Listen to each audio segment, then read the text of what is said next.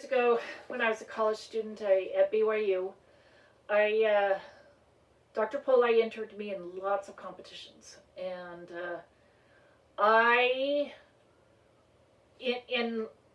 in progressing through my musical journey, I'm not a competitive person per se naturally. I mean, I'm competitive with myself, and so that was difficult because if I wanted to impress a judge, I didn't do well. And so I found a safe space for myself of just loving the music and sharing. And I usually did well, but I didn't win. I would be in the top, but not I wouldn't have that first place. And that bothered me a little bit. And at BYU, there's a concerto competition every year, and Dr. Pollei would prepare me with a concerto, and I learned the Mozart C minor concerto. I learned the Chopin E minor. I learned the Rachmaninoff second, to just name a few, and loved practicing concertos. And so it was great to enter those competitions, at least the preparation part. But again, my nerves would always come in, and I always played well, but I never was the winner. So that was hard.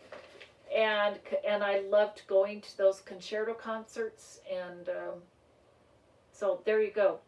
Anyway, year after year after year, I entered and was never the winner. So I'm going to take two directions with this. At some point, I asked my good friend, Robert Nakea, who is just a brilliant pianist, and he was back then, and we all looked up to him. And I asked him one day, how do you do it? I mean, because he won more often than not. He won competitions. And I just said, I never win. I mean, and he looked at me and he said, Nancy, and Robert is one of the most humble people I know. So this was so interesting, and we were good friends, and we compared notes on pieces that we were learning. And he said, Nancy, I play to win. And I was kind of shocked. I was like, whoa, I don't play to win. I play to give music. And he goes, no, he said, and he said to me, he said, if you don't believe that you're good enough to win, then why even do it? And that was so interesting to me, because I was doing competitions for the experience and the preparation. But when it came down to me walking on the stage and playing for a judge, I didn't have confidence in my ability that I could actually be the winner, because I had some kind of a mental block on what that meant. And to have somebody that I looked up to, like I did Robert, say I play to win, but then explain to me what that meant.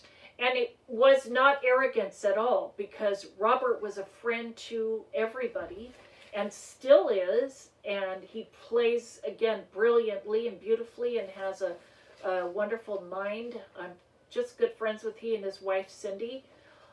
We all love him. And that comment and that counsel, if you will, really helped me. And so now go back to the concerto competition at BYU. Again, I entered it every year and did win. Coming up on my final year, I entered with the Chopin E minor, the Chopin Concerto No. 1 in E minor. And I'd actually had that piece for a couple years and loved it. That's another story for another day. But I performed, was in the preliminaries, and was one of the pianists chosen to be in the finals. And then in the final competition, I was named the winner. And I was so shocked because I'm not sure if I got that confidence in myself that I could actually do this, but I was so grateful because I was named the winner with a piece that I loved so deeply. And so I continued to practice and all that, and the concert was several months later. The one thing I did learn, and this is something I had wanted for a long time, even though I didn't really believe that I was good enough. But on that night of the concertos, I was the last on the program. And so in some ways, that's a difficult place to be in, because by the time I go out on the stage, it's 8:30. I've had all day. I've practiced and warmed up and practiced and warmed up. And I was warmed up and practicing and going through slow and all of that.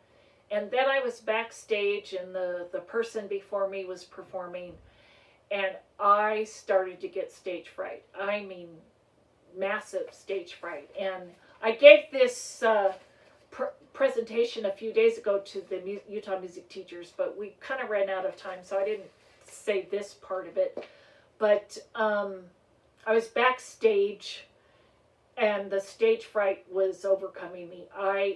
We were in the Dion Concert Hall, which is a very large hall, and the enormity of this concert scared me, and my fears started coming in. And I learned, though, again, and so my confidence was deteriorating backstage. But I was praying my guts out and just pled with Heavenly Father to bless me somehow. And there's something when you perform a concerto, because you walk out with the conductor, you sit down at the piano, and look over at all my friends in the orchestra, and the orchestra has this wonderful introduction, and once I started to play, it's like the whole essence of the music and the beauty of everything took over, and the next thing I knew, we were finishing, and it was a glorious experience. And but again, lots of nerves. So I remember saying to myself backstage, why in the world did I think I wanted to do this? And then praying my guts out. But once I started to play with that very first note, very first chord, if you will, and the beauty of the music, then I said to myself later, this is why I wanted to do this, because I was a part of something so much bigger than myself, and this amazing conductor and orchestra, and what a glorious experience. So why did I think I wanted to do that when you're backstage so scared? It's because the beauty of the music and the whole experience were definitely well worth it.